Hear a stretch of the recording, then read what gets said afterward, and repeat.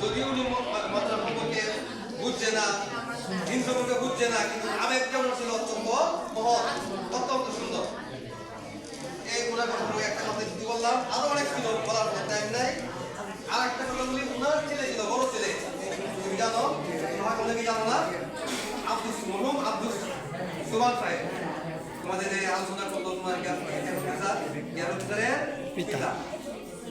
এক সময় আসতো মাদ্রাসার মধ্যে সেনাবাহিনী আসতো, কথা বুঝছো, সেনাবাহিনী এনে গাছ নিয়ে সমস্যা, সেনাবাহিনী আসতো, ওখানে আজ জানে ওনার আত্মীয় গাছ তোমার দিত না, বেতনের লাগে, আমরা ব্যক্তিগত দিত না, বেতনের লাগে, একদম লাগে গেছে গাছ, তো সেনাবাহিনী আসতো। সেনাবাহিনী তোমার আর ঢুকছে, তোমার মাদারা বিয়ে মনে করছে যে এই আসবা এই সুপারিনটেন্ডেন্ট এবং মাদ্রাসা তাদের বাজিয়ে দেন কি করবে, ঠিক না?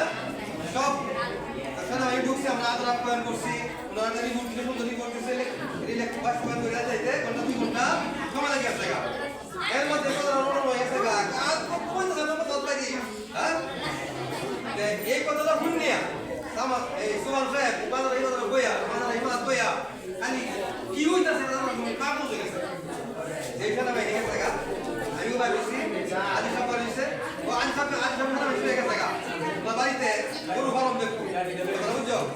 আমার কি সমস্যা, কি হিসেবে কি সমস্যা, আমরা আমাদের এটাই আমার এত পরিমাণ বাজারে গ্রহণ হয়, বাজারে আমার কেমন আপনারা খুব মারছে, কামটা গ্রহণ ধান দিয়ে দেখবেন যারা দেহ উঠবে মারছে নাকি বলে দেহ, যাই হোক, মানে যারা প্রতিষ্ঠান দিচ্ছিল তাদের আবেগটা এমনই ছিল।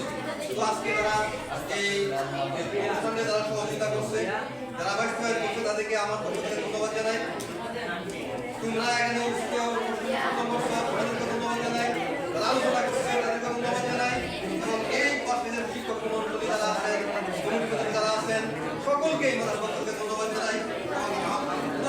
নাকি আগামীতে আরো সুন্দর হয়, আরো কিভাবে আরো এই সার্থক হয়, সে আশা প্রত্যাশা রেখে আজকের